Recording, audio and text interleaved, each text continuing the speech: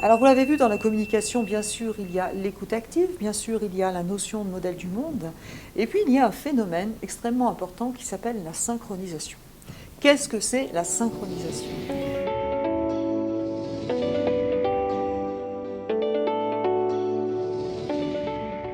Comme je vous l'ai dit, on communique d'inconscient à inconscient quelque part. Si vous allez dans un restaurant, par exemple, vous observez les personnes qui discutent autour, vous observez un couple, par exemple, observez-les, regardez. Souvent, ce que vous allez voir, c'est qu'au moment où il y en a un qui prend son verre, eh bien l'autre va prendre son verre en même temps. Regardez autour de vous, regardez dans les salles d'attente, une personne croise les jambes, celle d'à côté va croiser les jambes aussi, la troisième va croiser les jambes, et tout ça, ça se fait de manière absolument inconsciente. Pourquoi ? Parce qu'on communique au niveau inconscient aussi. Ça s'appelle la synchronisation en PNL. C'est la façon dont on va pouvoir aussi entrer en relation avec les gens. Alors, qu'est-ce que ça va nous apporter, la synchronisation ? Alors, dans la communication, comme vous avez vu, le non-verbal est encore plus important que le verbal.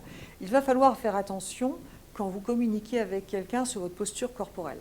Synchroniser, c'est, d'un point de vue pratique, se mettre déjà à la même hauteur que la personne.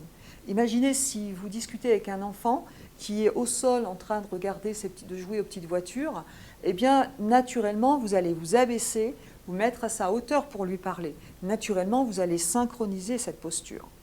Alors, on le fait assez facilement quand on a le sens de la communication avec nos enfants, mais est-ce que vous le faites dans le cadre professionnel ? Est-ce que, quand vous avez un message à passer à un collaborateur, il est assis à son bureau, est-ce que vous prenez 30 secondes pour vous asseoir à côté et lui transmettre le message ou lui donner une tâche à faire, etc. Donc pour favoriser une bonne communication, eh bien, il va falloir faire attention à ce que j'appelle l'intelligence spatiale. C'est-à-dire, si je parle avec quelqu'un qui est assis, je vais plutôt m'asseoir. Si je parle avec quelqu'un qui est debout, je vais plutôt être debout. Je vais aussi éviter les relations face à face. La bonne posture en communication, ce n'est pas forcément quand on est face à face, parce que quand on est face à face, on est dans des postures qui peuvent susciter l'agressivité. Donc, par exemple, lors d'une réunion, la bonne posture, ce sera le top du top, c'est d'avoir une table ronde. Et si vous n'avez pas une table ronde, ce sera de se mettre en angle pour avoir quelque part un angle d'ouverture pour communiquer. Et si possible, à la même hauteur. Un exemple d'une grosse erreur, moi je suis allée un jour chez un médecin, je me rappelle, il avait lui son bureau, donc devant, qui coupait complètement la communication. Lui était assis dans un fauteuil bien haut, bien puissant, et en face, pour les patients, il y avait une toute petite chaise, toute basse, etc. Figurez-vous que moi je ne me suis pas assise. Il y avait vraiment du coup un décalage, et symboliquement ça veut dire quelque chose.